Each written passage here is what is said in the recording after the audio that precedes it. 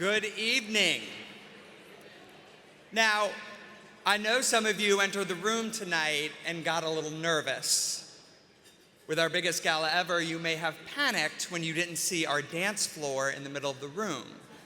But I just want to say, don't worry. We're setting up the dance floor in the silent auction room as we speak because I know, as the CEO of Equality Illinois, there are two cardinal rules of this gala. Don't take away their booze and don't take away their dancing.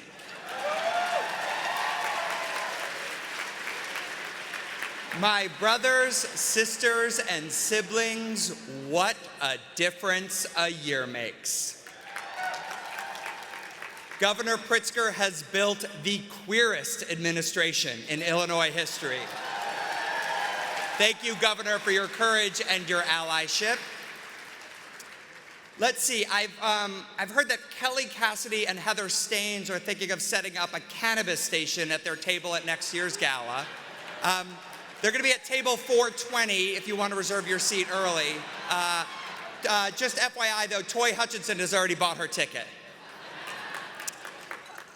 Greg Harris became the first openly gay and first openly HIV positive person in Illinois history to become House Majority Leader.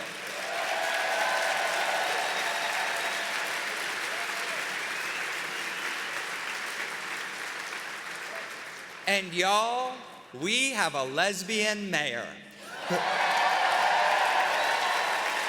who was elected with a majority of votes in all 50 wards in this city, from South Shore to Jefferson Park, from Austin to the Loop, every single ward.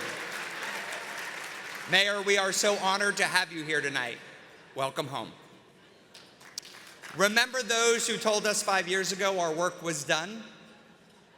They didn't know we were just getting started. Now, I am so proud of how far we've come and how much we've accomplished even over the past 12 months. But I have to admit, I worry too. We face real dangers. We face a White House that is systematically working to deny we exist. We face anti-LGBTQ politicians who have already introduced one bill a day in state capitals across this country, targeting our community this year. We face elected leaders in our own state telling schools to defy the law and not teach LGBTQ history. The dangers we face are ever present and oh so real. But there is a risk in activism and social justice work to focus solely on what we are fighting against, to resist, to persist. And resisting and persisting are so important. And I stand before you today because my forefathers and foremothers in the movement resisted, persisted, acted up. But fighting back is not enough. The poet Ross Gay shares that a justice which focuses on what we fight against is inadequate. We are good at fighting, he admits, but we forget to advocate for what we love, for what we find beautiful and necessary. Don't just fight. Tend to what we love, he coaxes us. Tend to what we love. So, let me tell you what I love. Let me tell you what I find beautiful and necessary. I love the aging senior who has survived harassment, violence, and a plague and now just wants a safe place to call home. I love the queer young boy walking into high school bravely sporting his makeup for the first time. I love the lesbian moms telling their 5-year-old daughter that all families are different. Some children have 2 moms and others have 2 dads, no matter what Sienna says. I love the cisgender parent who looks at me over a coffee shop table with tears in his eyes and says he doesn't fully understand his trans daughter just yet, but he will do everything he can to make her feel loved and supported.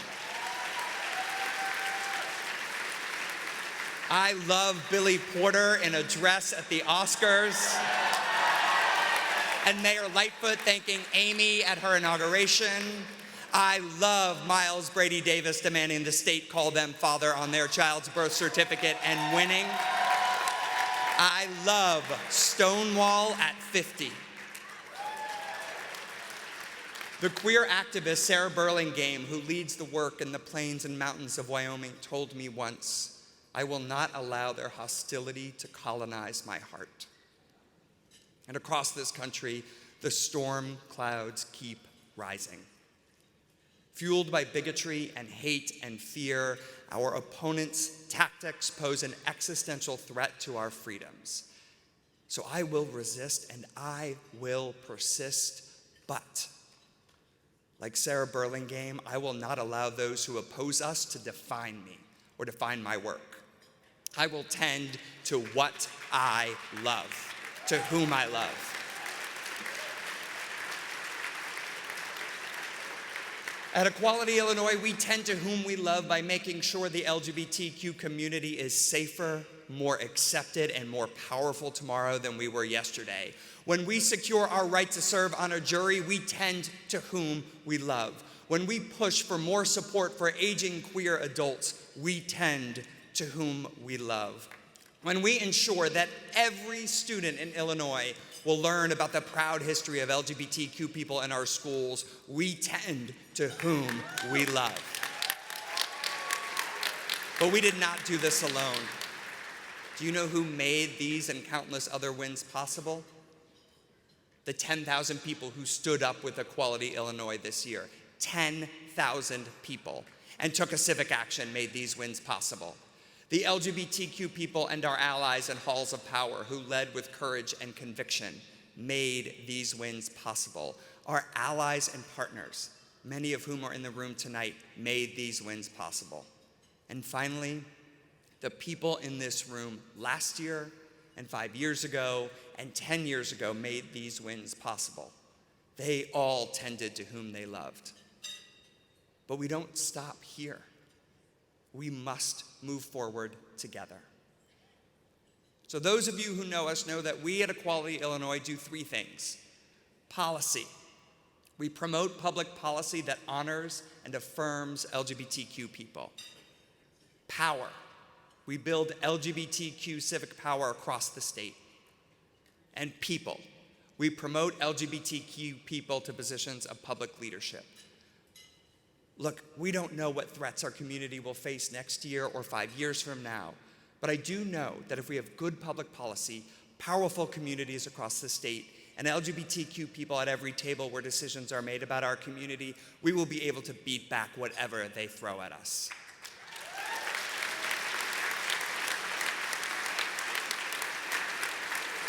This next year, we commit to focusing on three key initiatives, and we need you with us.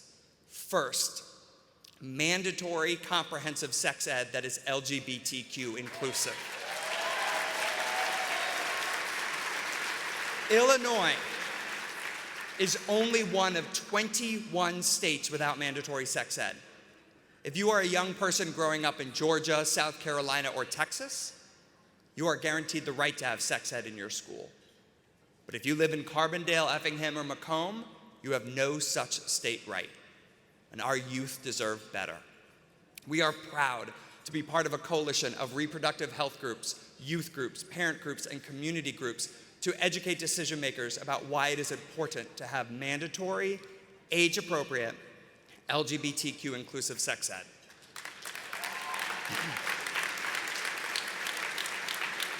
Now, there are those who are going to tell us that this is too much to ask, that this is simply too hard. Iowa may be able to pull off mandatory sex ed, but Illinois is just not ready, they will say.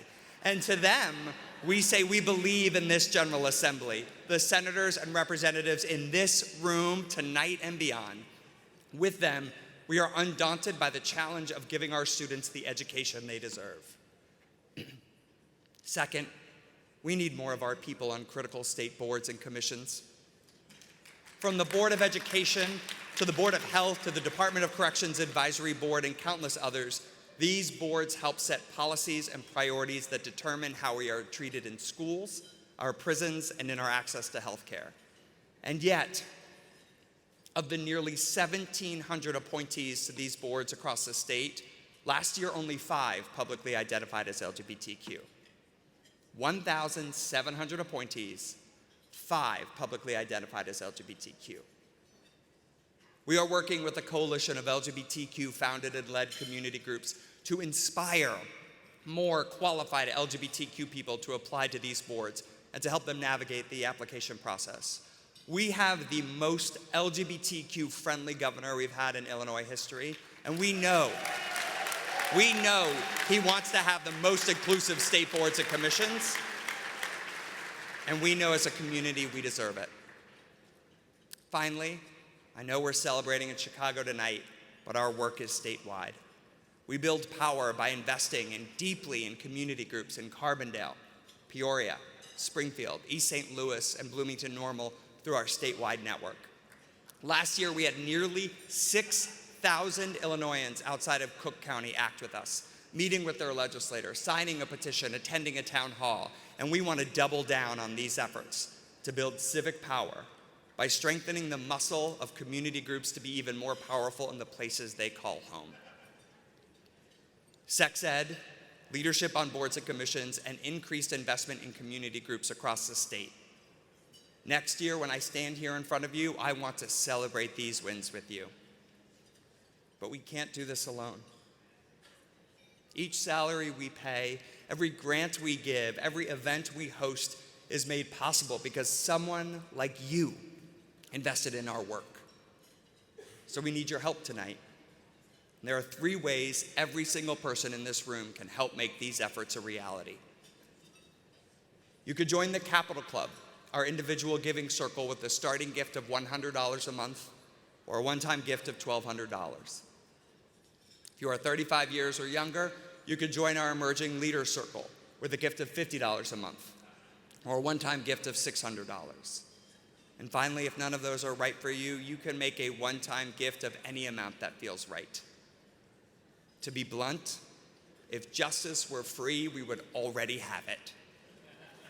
Every person received a donation envelope like this on their chair.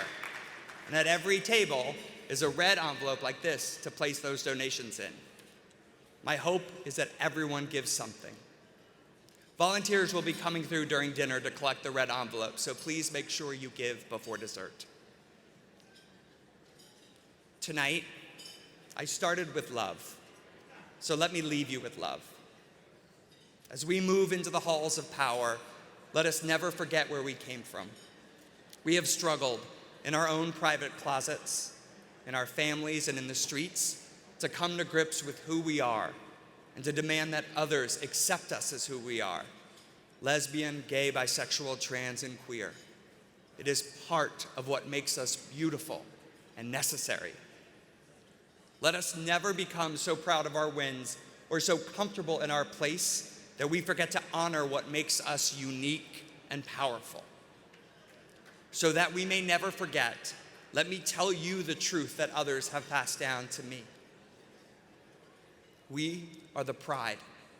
We are the protest. We are the art. We are the dignity that rises from the shame. We are those who choose love over fear. We are those who demand to be seen as we truly are. We are the hope. We are the color. We are the sparkle. We are beautiful and good and necessary.